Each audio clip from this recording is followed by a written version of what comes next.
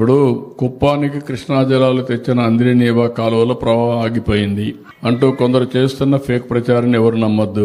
September 3వ తేదీన వాస్తవంగా కాలువల్లో ఉన్న నీటి ప్రవాహాన్ని ఫోటోలో చూడవచ్చు. పలమనేరు, కుప్పం, అసెంబ్లీ నియోజకవర్గాలు 110 చెరువులు నింపడానికి ప్రభుత్వం కృత నిశ్చయంతో ఉంది.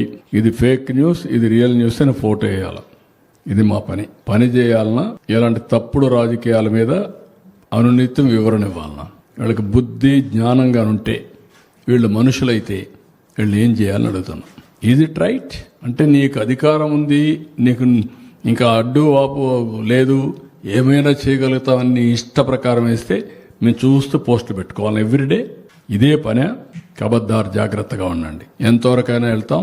Will control this fellows. అవసరమైతే మొన్న కూడా నేను చెప్పాను, మొన్నటి వరకు ఆడవాళ్ల పైన పడ్డారు, క్యారెక్టర్ అసాసినేషన్ చేశారు, రాజధాని పైన పడ్డారు, ఇప్పుడు ఇలాంటి తప్పుడు పనులు చేస్తారు. దీనికి కూడా ఏం చేయాలో ఆలోచిస్తాం. ఒక చట్టాన్ని తీసుకొస్తాం.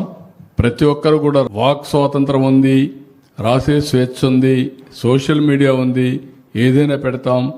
పేటీఎం బ్యాచ్ ఉంది, డబ్బులు ఇస్తారు కాబట్టి మేము పెడతామంటే మాత్రం కుదరదు. మళ్ళా వాళ్ళు వచ్చి మిమ్మల్ని కాపాడలేరు. ఆ విషయం కూడా గుర్తుపెట్టుకోమని హెచ్చరిస్తున్నాం.